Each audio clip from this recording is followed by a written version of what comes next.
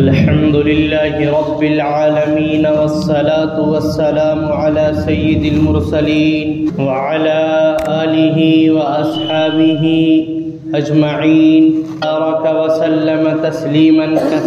كثيرا أما بعد فقد قال الله تعالى أعوذ بالله من الشيطان الرجيم بسم الله الرحمن الرحيم وإذا سألك عبادي عني فإني قريب أجيب دعوة الداعي إذا دعاني فليستجيبوا لي وليؤمنوا بي لعلهم يرشدون. قال الله تعالى في موضع آخر ادعوا ربكم تضرعا وخفية إنه لا يحب المعتدين. صدق الله العظيم.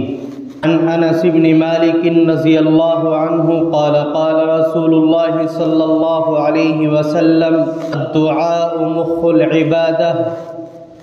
او كما قال علیہ الصلاۃ والسلام. حاضرین محترم، انسان جب اپنی ماں کے پیٹ کے اندر اس کا وجود ہوتا ہے، ماں کے پیٹ کے اندر جب رحم جاتا ہے اور انسان کی ماں کے پیٹ کے اندر پیدائش شروع ہوتی ہے، اسی وقت سے یہ انسان رب کائنات کا محتاج اور ضرورت مند بن جاتا ہے،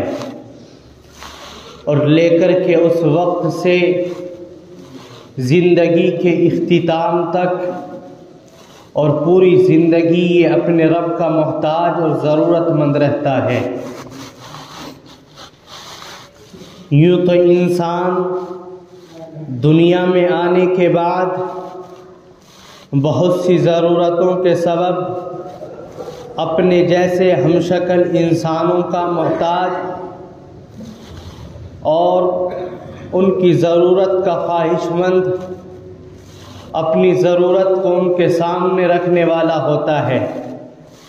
لیکن اصلاً اور حقیقتاً وہ محتاج ہوتا ہے اللہ رب العزت کا. جس وقت سے اس انسان نے اپنی ماں کے پیٹ کے اندر وجود پایا، اس وقت سے لے کر موت کے وقت تک یہ انسان ضرورت مند اور محتاج بن کر کے رہ گیا. اور یہ انسان وہ ہے جس کے متعلق قرآن کریم کہتا ہے لَقَدْ خَلَقْنَا الْإِنسَانَ فِي أَحْسَنِ تَقْوِيمٍ. یہ انسان وہ ہے جس کو اللہ نے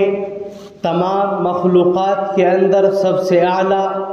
تمام مخلوقات کے اندر سب سے اشرف، تمام مخلوقات کے اندر سب سے افضل بنایا.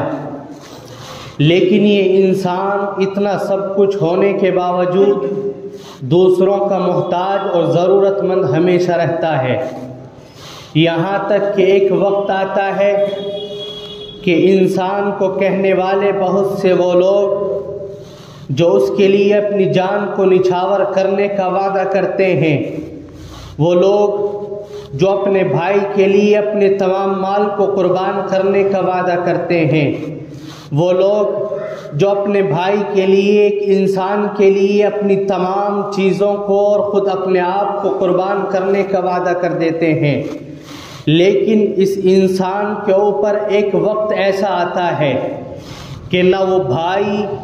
اور نہ اس کے رشتہ دار جو اس کے لیے اپنی جان کا نذرانہ پیش کرنے کے لیے تیار تھے، جو اس کے لیے اپنے مال کو قربان کرنے کے لیے تیار تھے، جو اس انسان کے لیے اپنی جائیداد کو داؤں پیچ پر لگانے کے لیے تیار تھے، جب وہ وقت آتا ہے تو انسان مایوس ہو جاتا ہے، اور وہ انسان جو اس کی ہمدردی کا دعویٰ کرنے والے ہوتے ہیں وہ انسان خاموش اور تنہا کھڑے ہوئے نظر آتے ہیں. نہ ان کا مال کام آتا ہے، نہ ان کی جائیداد کام آتی ہے، نہ ان کی جانیں کام آتی ہے، دونوں انسان بے بس ہو جاتے ہیں۔ اس وقت میں اگر انسان کی کوئی ذات مدد کرنے والی ہے، اس وقت میں اگر کوئی ذات انسان کی ضرورت کو پورا کرنے والی ہے، اس وقت میں اگر کوئی ذات انسان کو تکمیل تک پہنچانے والی ہے اور انسان کی تمام ضروریات کا انتظام کرنے والی ہے، تو وہ حقیقی ذات اللہ رب العزت کی ذات گرامی ہے۔ معلوم یہ ہوا کہ انسان اپنی پوری زندگی میں سب سے زیادہ محتاج اور سب سے زیادہ ضرورت مند اپنے رب کا ہے، جس رب نے اس کو پیدا کیا ہے، جو رب اس کو موت دے رہا ہے، جس رب نے اسے زندگی گزارنے کا موقع دیا ہے، وہ انسان اس زندگی کے ایک ایک پل اور ایک ایک لمحے میں اپنے رب کائنات کا محتاج ہے۔ لیکن یہ انسان جب اس دنیا کی مستیوں کے اندر مست ہوتا ہے، اس دنیا کے اندر اس طریقے سے غافل ہو جاتا ہے، نہ اسے اپنا رب یاد رہتا ہے، نہ اسے اپنا پیدا کرنے والا یاد رہتا ہے، نہ اسے روزی دینے والا یاد رہتا ہے، انسان دنیا کی رنگینیوں کے اندر اس طریقے سے غافل ہوتا ہے کہ اپنے رب کو بھلا بیٹھتا ہے۔ وہ حقیقی رب جس نے اسے وجود بخشا، وہ حقیقی رب جس نے اسے اس دنیا کے اندر وجود بخشا اور اس دنیا کے اندر زندگی گزارنے کا ایک طریقہ اور سلیقہ سکھلایا، وہ انسان اپنے رب کو بھول جاتا ہے اور انسانوں سے اپنی امیدوں کو لگا لیتا ہے، انسانوں کی ذات کے اوپر بھروسہ کر بیٹھتا ہے، لیکن پھر بھی اسے رخ موڑنا پڑتا ہے اور اپنے رب کی جانب اسے مڑنا ہی پڑتا ہے۔ اس لیے معلوم ہوا کہ انسان اپنی پوری زندگی کے اندر سب سے زیادہ محتاج اپنے رب کا ہے۔ انسان زندگی کے اندر سب سے زیادہ ضرورت مند رب کائنات کا ہے، لہذا انسانوں کے سامنے اپنی ضرورتوں کو نہ رکھ کر، انسانوں کے سامنے نہ رو کر، انسانوں کے سامنے نہ گڑ گڑا کر، اگر کوئی انسان حقیقتاً اپنے اصلی مالک اور اپنے حقیقی مالک اللہ رب العزت کے سامنے روئے، اللہ رب العزت کے سامنے گڑ گڑائے، اللہ رب العزت کے سامنے آنسوؤں کو بہائے، تو اللہ رب العزت اس کی تمام ضروریات کا تکفل فرما دیتے ہیں، اللہ رب العزت اس کی تمام ضروریات کو پورا اور مکمل فرما دیتے ہیں۔ لیکن اس کے کچھ شرائط ہیں، اللہ رب العزت سے اپنی ضرورت کو پورا کرنے کے کچھ طریقے ہیں، اللہ رب العزت کے سامنے اپنی ضرورتوں کو سامنے رکھنے کا ایک طریقہ ہے، ایک وسیلہ ہے، ایک ذریعہ ہے۔ انسان اگر اپنے رب کا قرب حاصل کرنا چاہے، انسان اگر اپنے رب سے اپنے تمام کاموں کو کرانا چاہے، تو وہ ایک واحد طریقہ ہے کہ انسان اپنے رب کے سامنے دونوں ہاتھوں کو پھیلا دے اور دعا کرے، رو کر گڑ گڑا کر اللہ کے سامنے رو کر، اللہ کے سامنے آنسو بہا کر جب انسان دعا کرتا ہے اور دعا کے لیے ہاتھ اٹھاتا ہے، تو رب کائنات اس کی زندگی کے ایک ایک لمحے کی ہر مشکل کو اور ہر پریشانی کو چند منٹوں کے اندر اور لمحوں کے اندر ختم کر دیتا ہے۔ لہذا اگر انسان اس دنیا کے سامنے کتنا بھی روئے، وہ انسان اس کی ضرورت کو پورا نہیں کر سکتا، لیکن اللہ رب العزت کی ذات ایک ایسی ہے کہ اگر کوئی انسان اور ایمان والا اپنی خالص اللہ کے لیے ایمان اور یقین کو سمجھ کر، یقین اور اعتماد کرتے ہوئے اپنے رب کے سامنے ہاتھ کو پھیلاتا ہے، دعائیں مانگتا ہے، تو اللہ رب العزت اس کی دعا کو ضرور قبول فرماتے ہیں اور اللہ رب العزت اس کی تمام ضروریات کو مکمل فرما دیتے ہیں۔ یہ دعا کیا ہے کہ جس کے ذریعے انسان اپنے رب کے سامنے اپنی حاجات کو رکھ سکے؟ یوں فرمایا کہ دعا ایک عبادت ہے، دعا ایک اہم فریضہ ہے۔ قرآن کریم کے اندر اللہ رب العزت نے فرمایا وَإِذَا سَأَلَكَ عِبَادِي عَنِّي فَإِنِّي قَرِيبٌ اجیب دعوت الداعی اذا دعانی فلیستجیبوا لی۔ اے میرے حبیب محمد الرسول اللہ صلی اللہ علیہ وسلم، اگر ایمان والے آپ سے سوال کریں میری ذات کے بارے میں کہ میں کیسے ان کی ضروریات کو پورا کرتا ہوں اور میں کیسے ان کے مانگنے کو پورا کرتا ہوں، تو آپ کہہ دیجئے انی فإنی قریب، کہ میں اپنے بندوں سے، ایمان والوں سے بہت زیادہ قریب ہوں۔ وَإِذَا سَأَلَكَ عِبَادِي عَنِّي فَإِنِّي قَرِيبٌ أُجِيبُ دَعْوَةَ الدَّاعِ إِذَا دَعَانِي، کہ جب وہ اپنے ہاتھوں کو اٹھاتے ہیں اور اپنے رب کو پکارتے ہیں فَلْيَسْتَجِيبُوا لِي، تو میں ان کی دعاؤں کو قبول کرتا ہوں، میں ان کی باتوں کا جواب دیتا ہوں۔ اگر کوئی انسان، کوئی ایمان والا یقین اور اعتماد کے ساتھ اللہ کے سامنے روتا ہے اور اللہ سے دعائیں مانگتا ہے، لیکن خلوص کے ساتھ، اخلاص کے ساتھ، دعا کے اندر صرف توجہ اللہ کی جانب ہو، دعا کے اندر اس کو یہ محسوس ہو رہا ہو کہ وہ اپنے رب سے باتیں کر رہا ہے، اپنے رب سے اپنا سوال کر رہا ہے، تو اللہ فرماتے ہیں فَلْيَسْتَجِيبُوا لِي، تو میں اس کی دعاؤں کا جواب دیتا ہوں، میں اس کی باتوں کا جواب دیتا ہوں، اور جو وہ بندہ مانگتا ہے میں اس کی دعا کو ضرور قبول کرتا ہوں۔ حضرت موسیٰ علیہ السلام ایک مرتبہ گزرتے جا رہے ہیں، ایک شخص کو دیکھا کہ بہت رو رو کر کے دعائیں مانگ رہا ہے۔ حضرت موسیٰ کلیم اللہ ہے، اللہ سے باتیں ہوتی ہیں، اللہ کی بارگاہ میں عرض کیا اے میرے خدا،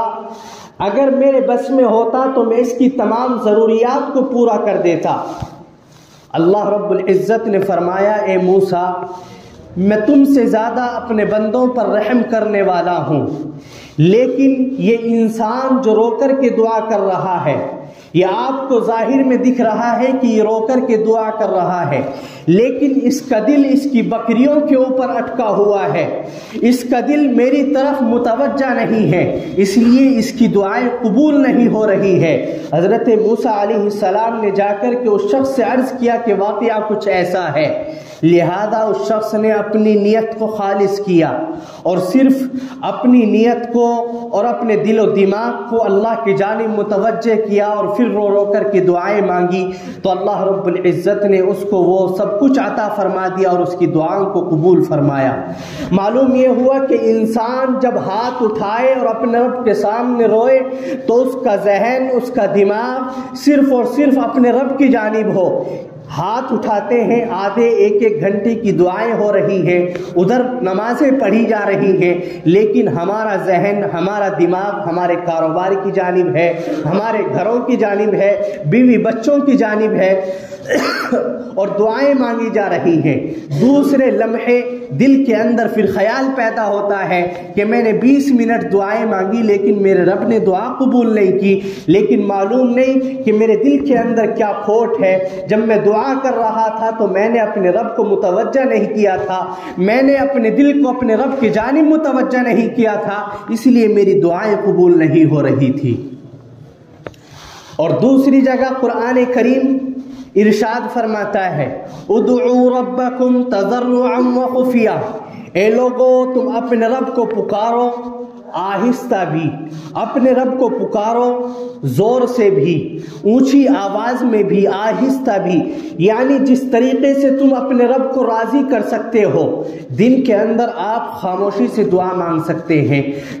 اپنے رب کے سامنے رو سکتے ہیں، گڑ گڑا سکتے ہیں، تو آہستہ الفاظ میں اپنے رب کے سامنے روئیں، اپنے رب سے مانگیں۔ رات کا وقت ہے، تنہائی کا وقت ہے، آپ اکیلے ہیں، اس وقت میں اپنے رب کو بلند آواز سے پکارو، اور بلند آواز سے اس طریقے سے پکارو کہ دل آپ کا خالص ہو، نیت آپ کی خالص ہو، آپ کی نیت کے اندر اخلاص ہو۔ جب ان اہتمام کے ساتھ انسان دعا کرتا ہے تو اللہ رب العزت اس کی دعا کو ضرور قبول فرماتے ہیں۔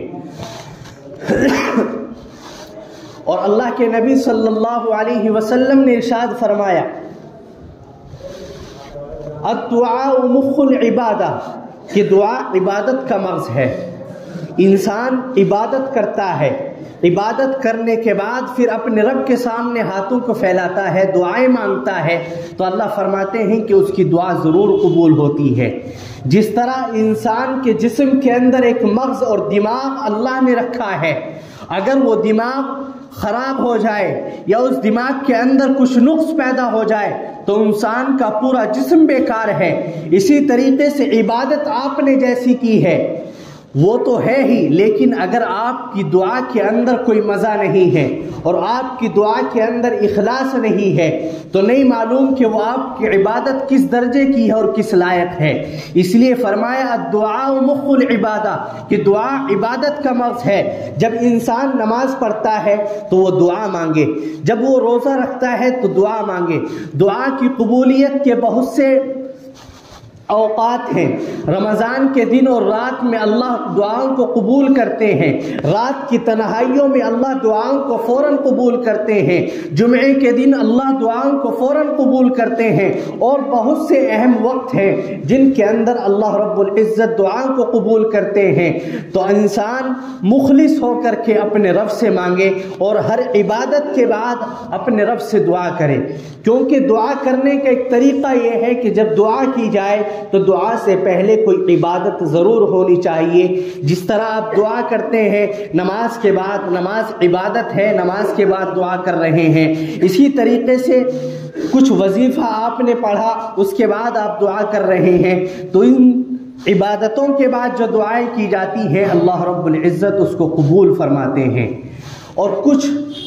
جگہیں اور کچھ مقام ایسے ہیں کہ جہاں پر انسان دعا کرتا ہے تو اللہ اس کی دعاؤں کو ضرور قبول کرتے ہیں۔ جس طرح آپ مسجد کے اندر بیٹھے ہوئے ہو، جس طریقے سے خانہ کعبہ کے سامنے آپ موجود ہوں، صحن حرم میں آپ موجود ہوں، مسجد نبوی میں آپ موجود ہوں، مقدس مقامات پر آپ موجود ہوں، ان جگہوں پر دعائیں قبول ہوتی ہیں۔ غرض کہنے کا سب باتوں کا مقصد اور خلاصہ یہ ہے کہ انسان اپنی ضرورتوں کو اپنے رب کے سامنے رکھے، اور رب کے سامنے رکھنے کا طریقہ دعا کا ایک سب سے آسان طریقہ ہے۔ اس لیے جب دعا مانگی جائے تو انسان اپنے آپ کو تمام چیزوں سے ہٹا کر صرف اور صرف اپنا ذہن اور دماغ اور توجہ اللہ کی جانب رکھے۔ جب اس اعتقاد کے ساتھ اور اس یقین کے ساتھ انسان دعا کرے گا تو اللہ رب العزت اس کی دعا کو ضرور قبول فرمائیں گے، اللہ رب العزت اس کی تمام ضروریات کا ضرور تکفل فرمائیں گے۔ اس لیے نمازوں کے بعد اٹھنے سے پہلے آپ دعا کا اہتمام کریں۔ امام دعا کر رہا ہے، امام کے ساتھ میں دعا کریں، اکیلے دعا مانگ رہے ہیں اکیلے دعا مانگیں، لیکن ایسا نہ ہو کہ سلام پھرنے کے بعد فوراً نکل جائیں۔ بہت سے لوگوں کی عادت ہوتی ہے 2 یا 4 منٹ 5 منٹ 10 منٹ میں کچھ نہیں ہوتا، وہ سمجھتے ہیں کہ ہم جا کر کے کچھ کام کر لیں گے۔ نہیں، کام تو آپ ہمیشہ کر رہے ہیں اپنے رب کے لیے۔ اب جس ضرورت کے لیے آپ کام کرنے جا رہے ہیں اس ضرورت کو پہلے اپنے رب کے سامنے رکھیں، اپنے رب سے دعائیں مانگیں، پھر اللہ رب العزت دعاؤں کو بھی قبول فرمائیں گے، اور اس کی برکت سے اللہ ہماری عبادتوں کو بھی قبول فرمائیں گے اور ہماری زندگی کے اندر بھی برکت ہوگی۔ اس لیے فرمایا ایک حدیث کے اندر لا يرد القضاء الا الدعاء، کہ تقدیر کو اگر کوئی چیز بدل سکتی ہے تو وہ صرف اور صرف دعا بدل سکتی ہے۔ انسان کے مقدر کے اندر کیا لکھا ہوا ہے کوئی نہیں جانتا، لیکن جب اپنے رب کے سامنے روئے اور گر گلائے دعا مانگے تو اللہ رب العزت اس دعا کی برکت سے اس کی تقدیر کو بدل دیتے ہیں۔ اور دوسری جگہ فرمایا کہ عمر کو اگر کوئی چیز بڑھا سکتی ہے تو وہ صرف نیکی ہے،